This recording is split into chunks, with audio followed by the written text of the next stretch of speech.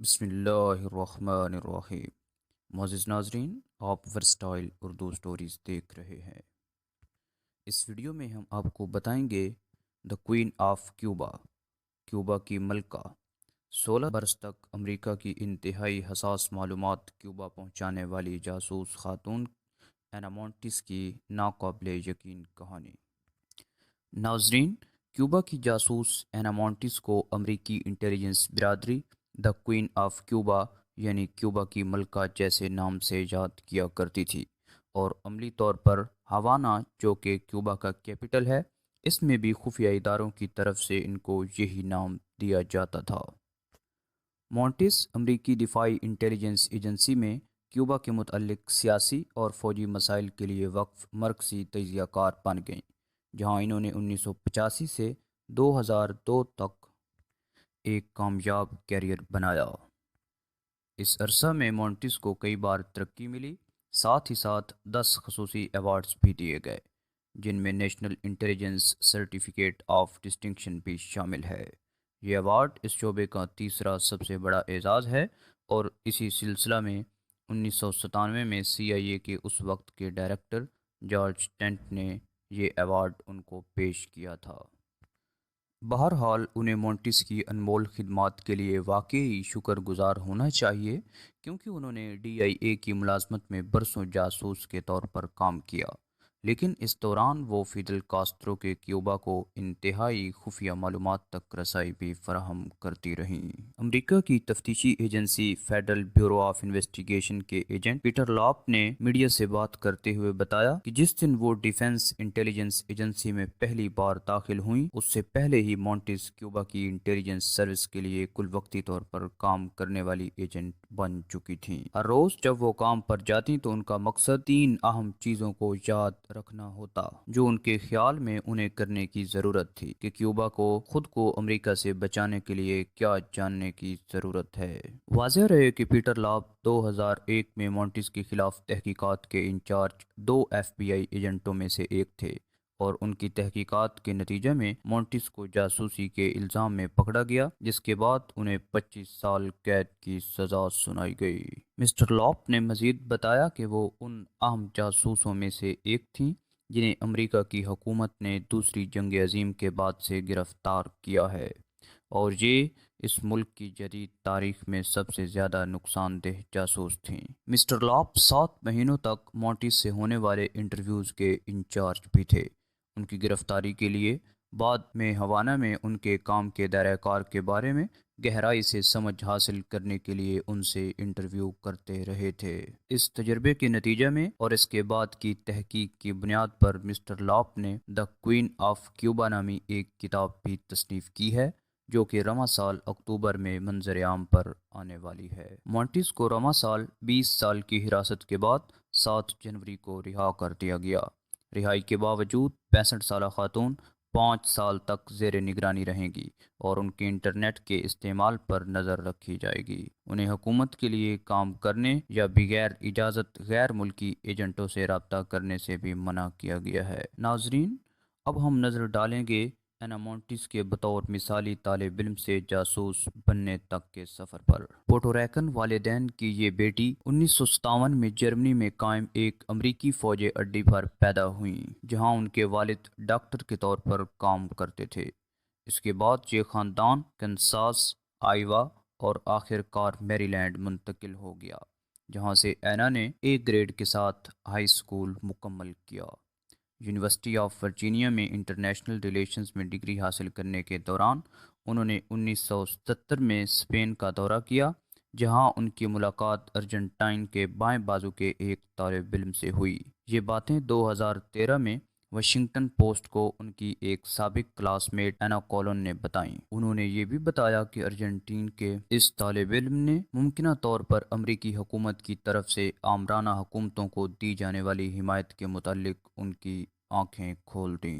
Colon بتاتی ہیں کہ اس کے بعد ہر احتجاج کے بعد اینا مجھے ان مظالم کی وضاحت کرتی تھی جو امریکی حکومت نے دوسرے ممالک کے خلاف کیے تھے۔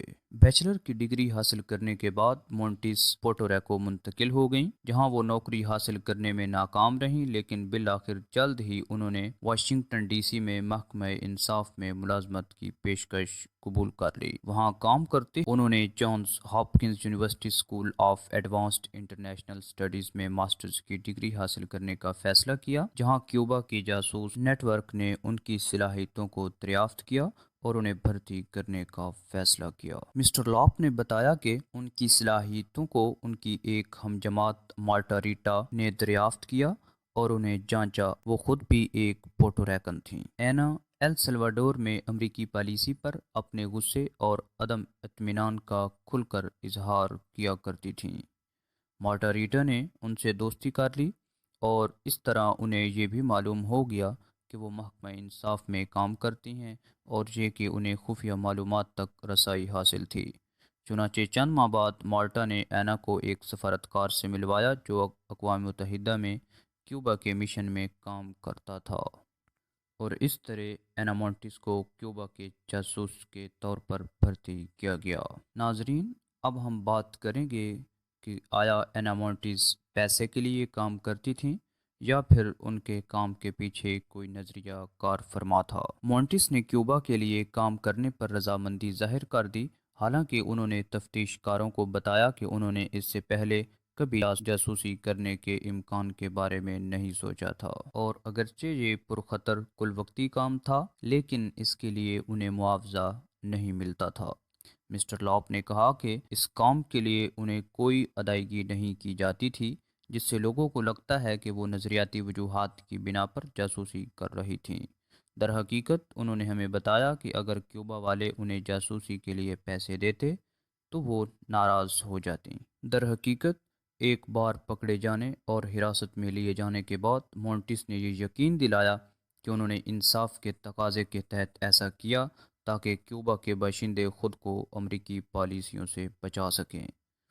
ناظرین، 2002 میں جب مونٹیس کو عدالت کے سامنے پیش کیا گیا تو انہوں نے کہا، مجھے یقین ہے کہ کیوبا کے متعلق ہماری حکومت کی پالیسی ظالمانہ، غیر منصفانہ اور بہت زیادہ غیر دوستانہ ہے، اور یہ کہ میں نے اخلاقی طور پر خود کو اس کا پابند بنایا کہ میں اس جزیرے کی مدد کروں تاکہ وہ ہمارے اقدار اور ہمارے سیاسی نظام کو مسلط کرنے کی ہماری کوششوں سے اپنا دفاع کر سکے۔ واشنگٹن پوسٹ کے حوالے سے CIA کی ایک رپورٹ میں کہا گیا ہے کہ کیوبا کے ایجنٹوں نے ان کو خود پرستی کی ہوا دے کر انہیں بہکایا اور انہیں یہ یقین دلایا کہ ہوانا کو فوری طور پر اس کی مدد کی سخت ضرورت ہے۔ CIA کا مزید کہنا تھا کہ ان کے ہینڈلرز نے ان کی غیر رضاکارانہ مدد سے ان کی کمزوریوں کا اندازہ لگایا اور ان کی نفسیاتی ضروریات، نظریے اور شخصیت کا فائدہ اٹھا کر انہیں بھرتی کیا اور ہوانا کے لیے کام کرنے کی ترغیب دی۔